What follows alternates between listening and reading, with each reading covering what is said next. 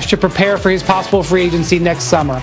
And if you look at moves that teams have made across the league, whether it's the Miami Heat signing 4 players to 1-year contracts, whether it's the Toronto Raptors tailoring the contracts of their players so that they have more room next year, or the Dallas Mavericks making trades to clear off guaranteed money, those teams believe there's a chance that Giannis may not sign it. And so the whole league, in one way or another, is sitting on the edge of their seats waiting for that decision. Okay, so let's really play this thing forward now. Let's talk about Anthony Davis, because the whole world expects him to return to the Lakers.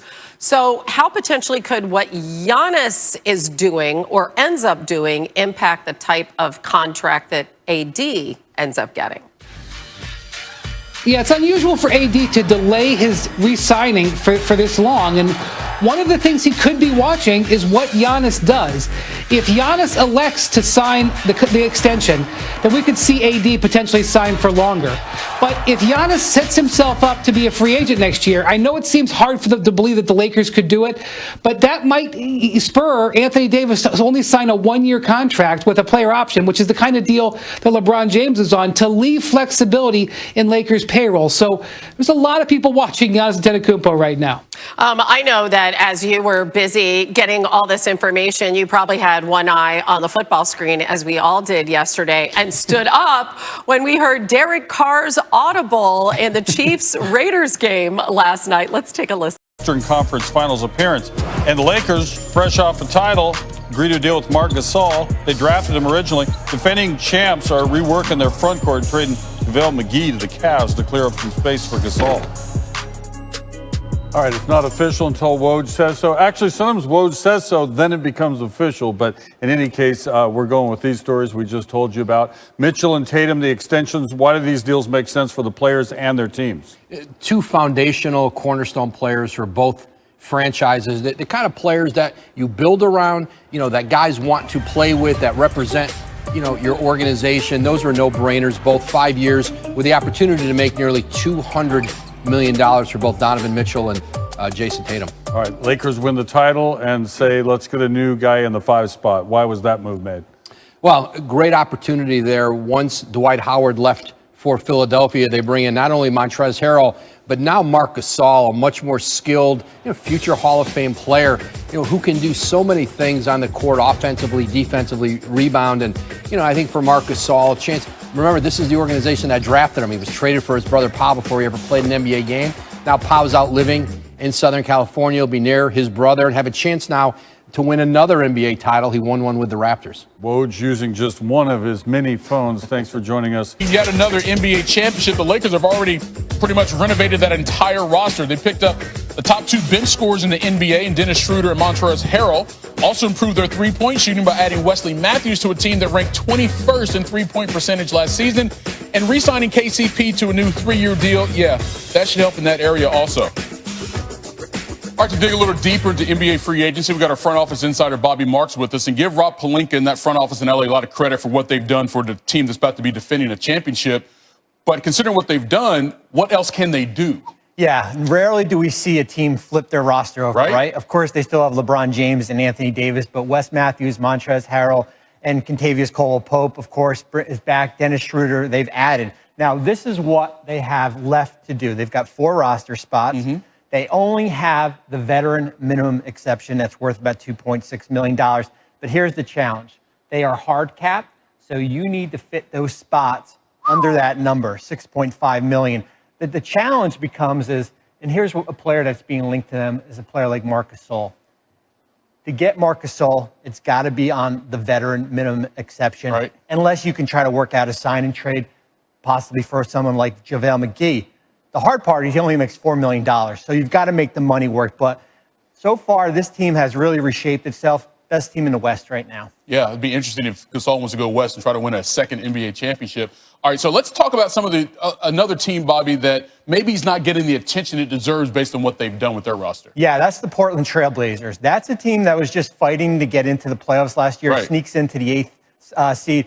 I've got them as a number 2 team in the Western Conference right now. Yes, they get an A+ for the offseason. I know we don't give trophies for the offseason. No, we do not. But they're getting it from me. And I think when we look at their roster, here's what they've been able to do. They've added Robert Covington from the Rockets. Yep. They've re-signed Rodney Hood. Of course, Damian Lillard, C.J. McCollum, and Yusuf Nurkic is back.